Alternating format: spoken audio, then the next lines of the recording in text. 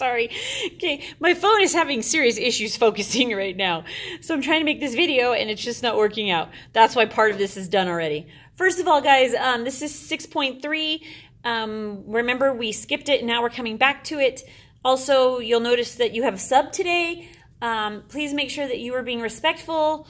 Make sure you are on task and doing what you're supposed to be doing. I don't want to hear about anybody doing what they, doing things they weren't supposed to be doing and not getting their work done. So make sure you are. Okay, so parallel lines and perpendicular lines. I'm just going to go through this little part already that I already did really quick.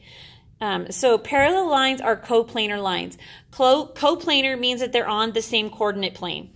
So that never intersect. That is a parallel line. So the slope of a line measures its steepness or its angle from the horizontal. Now, why am I talking to you about the slope? I'm talking about slope because lines that are parallel have the same steepness.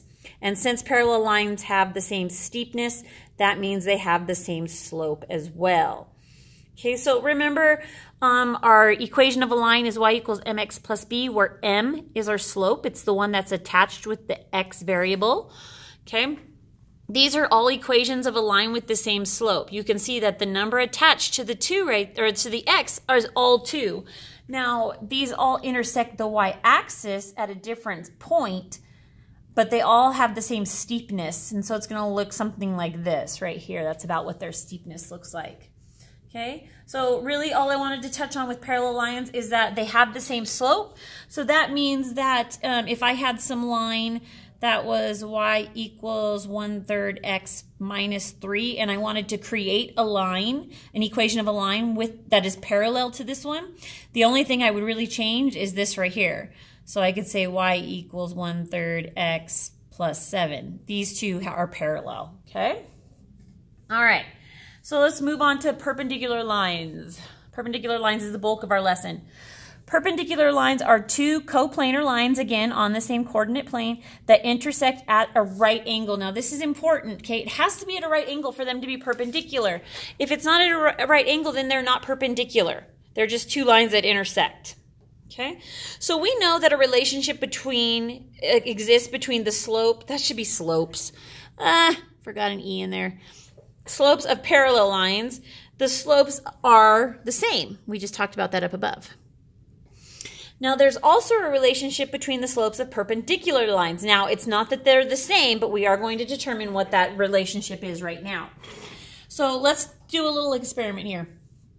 So we want to consider the point A and the point B on this graph right here, and the line segment AB that's connecting between them.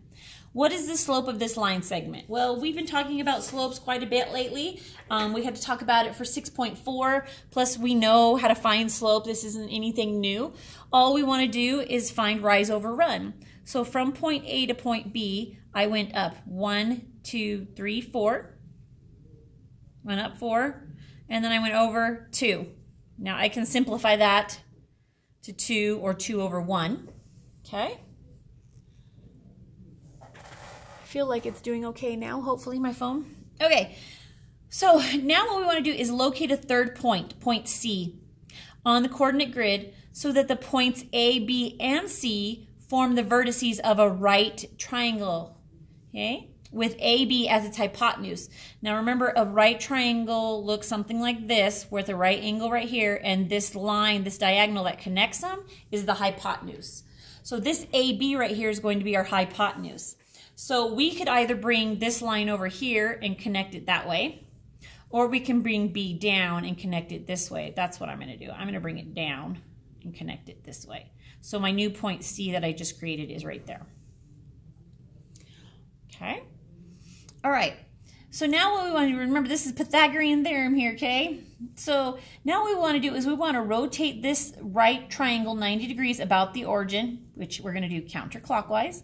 And then we're going to compare the slope of the hypotenuse of this rotated right triangle with the slope of the hypotenuse of the pre-image. So remember, this one's our pre-image. We're going to rotate this 90 degrees about the origin. So point A is the origin, so point A won't change. So what we're going to do is, remember, our rule for a 90 degree is that we start with xy and we end up with negative yx. Okay, we switch them and change the sign of the first. So right now, B is over 2, up 1, 2, 3, 4. So the new point is going to be -4, 2 for B prime. So I'm going to go back 4, 1, 2, 3, 4, and up 2. Here is B prime right here. And then C's point is 2 and then 0 because it doesn't go up or down.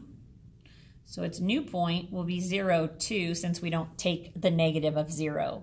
So now we're just going to not go up or right or left. We're just going to go up to 2, which is right here. So this is C. So now I'm just going to connect them.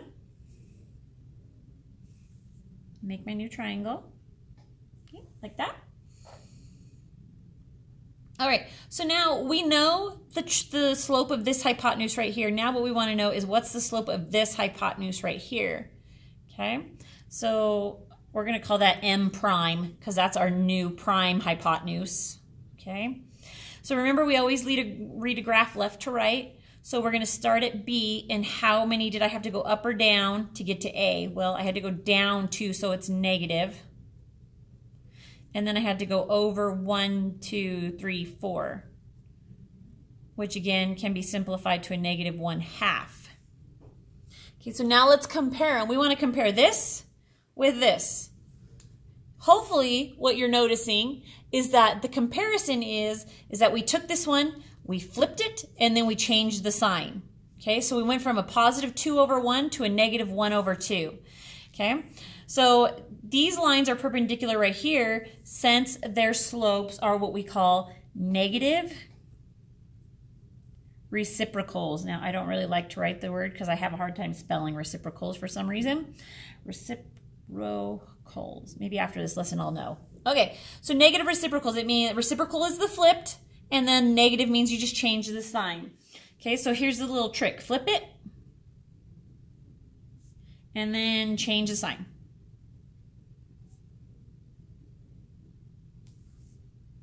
So for example, if I start off with a slope that is -3/4, my perpendicular line is going to have a slope of a +4/3. I flipped it and changed the sign. Perpendicular lines. Now this is something we need to know because we're going to use this to our benefit here on the next page. So flip the page or go to the next page, however your paper is set up. All right. Finding an equation of the line of reflection. So before we've been given our line of reflection, we've learned how to reflect images over the y-axis, the x-axis, the y equals x positive diagonal, the y equals -x diagonal that goes this way, vertical straight lines, horizontal straight lines, and even last lesson we learned how to reflect over a line anywhere on our coordinate plane. But what happens when it actually doesn't tell us the line of reflection and we need to find it? Well, that's what we're going to learn right now. So point B has been reflected over a line. We don't know which line. Okay, this is what we don't know, to create point B prime. So this is my pre-image. This is my image. Okay. One thing we know, or one thing we're about to know, okay, is that the line of reflection, so this line that lies between here somewhere, it's line of reflection, is that it is always a perpendicular bisector of the line linking corresponding points to the pre-image and the image. So this is what I want to do. I'm going to connect these 2 points together. I'm going to make this link that corresponds these together. And what it's telling me is that my line of reflection is perpendicular to this line, so I know it's going to make a right angle. Somewhere along here is my line of reflection, okay? All right, so that's one thing we know, or now we know. Another thing we know, I just want to make sure that my camera is doing okay. I hope that's doing okay. I guess I could, well, no, we're good. Okay, we know that the line of reflection is also equidistant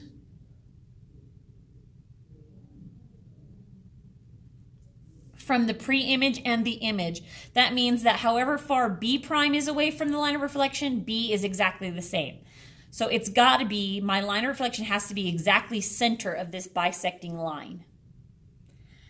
All right, another thing we know is that 2 lines that are perpendicular intersect at a right angle, meaning 90 degrees. And the last thing that's going to help us is that we know the slope of perpendicular lines are negative reciprocals. So if we could find the slope of one line, we'll know what the other line is since they're perpendicular to each other.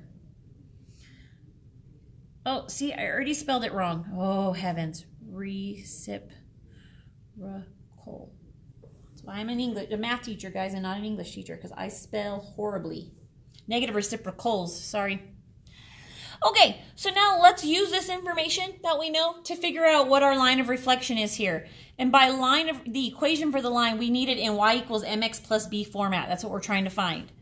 All right, so use this information above to help find the equation of the line of reflection. All right, here we go.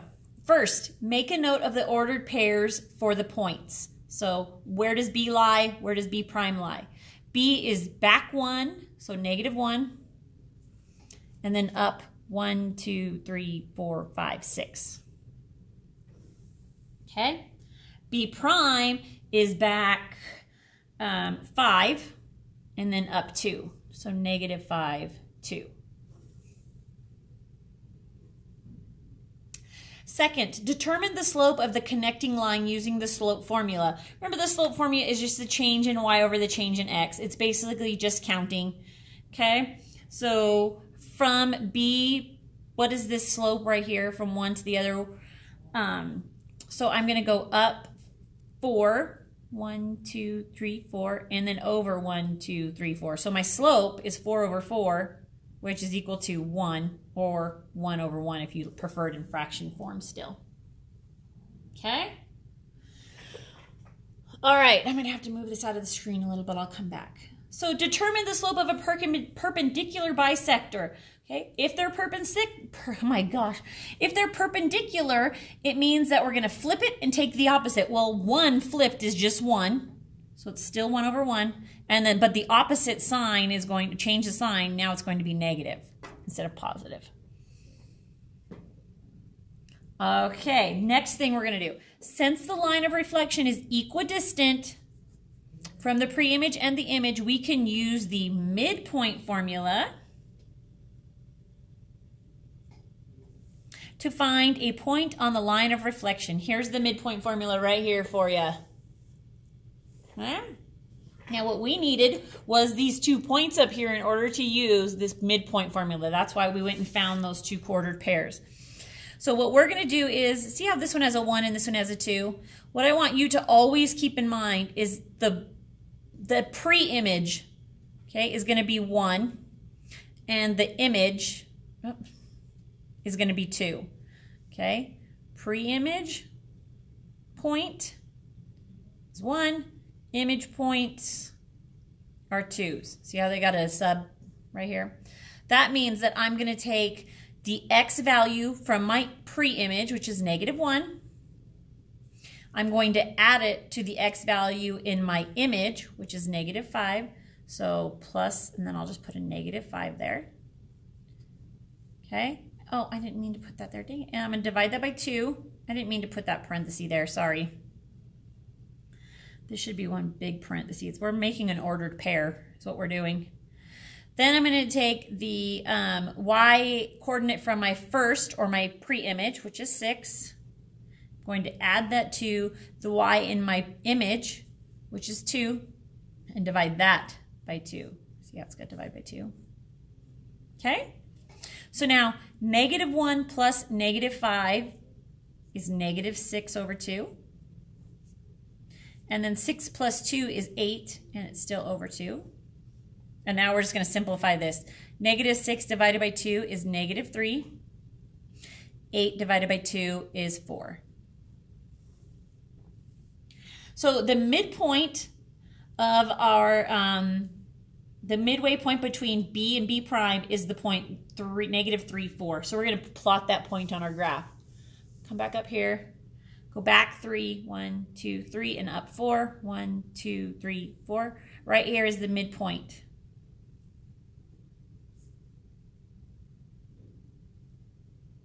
Okay? Now we need to know that because our line of reflection is equidistant from both points. And if I know where my midpoint is, then I know where my line is going to intersect at. My line of reflection intersects right there at that midpoint. But now we need to actually write the equation for this line. So we need to finish what we're doing. We're going to combine all the information we just gathered to create the equation.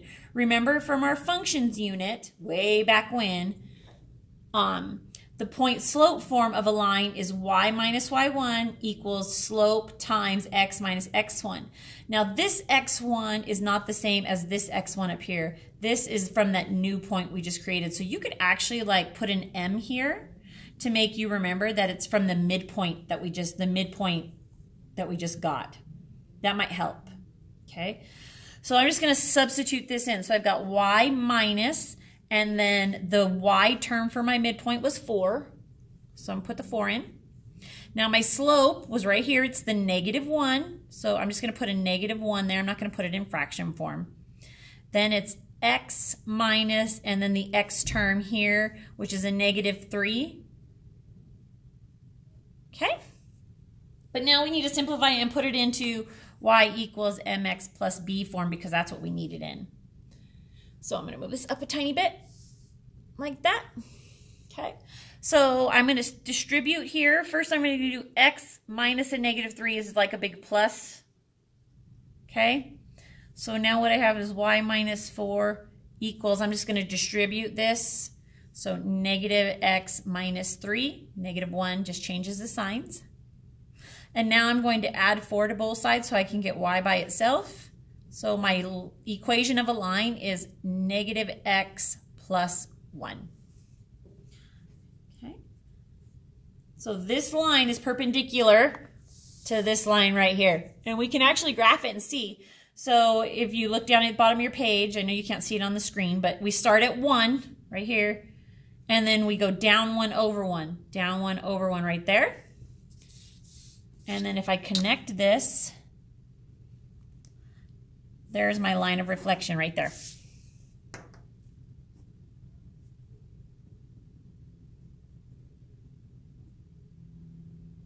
Okay, line of reflection. Now we know. But what the thing was asking us was to find the equation of a line of reflection. So what it was asking was for us to find this. Okay, moving on. In class practice. A couple of these I'm going to work out with you. The other ones you're going to do on your own. Okay, this one wants you to graph a line perpendicular to the given line. Okay, so first of all, I want to find the slope of my given line. So I'm going to pick this point right here, and I'm going to pick this point right here to figure out what my slope is. So running left to right, I go down 1, and then I go over 1, 2, 3, 4. Okay?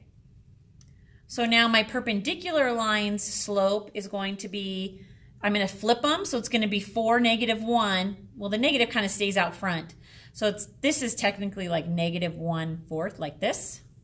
So I'm going to flip them, so now it's -4 over 1, but then I'm going to change the sign. So this new slope is 4 over 1, positive. Okay, so now what I'm going to do is I'm just going to start at this point right here where it intersects, and I'm going to go down or up. I could go up 4. Remember, positive slopes go up and to the right, or you can go down and to the left. So since I can't go up 4 from there, I'm going to go down 1, 2, 3, 4 over 1. This line right here is perpendicular. It intersects at a 90-degree angle. Okay?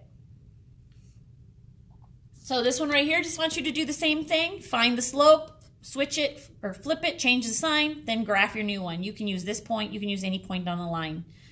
Okay? Okay, so that one's good. You guys should be able to do that one. Next up, reflect point A over line M and label the image A prime. So line M is just the line of reflection. It already gives it to us. This is point A. Now we learned how to reflect over a line, a random line. Remember, you just counted. So A's slope.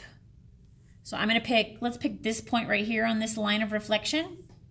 So I go down 1, and then I go over 1, 2, 3. So then for A prime, it's going to be just the opposite. Now I'm going to go down 3 and over 1.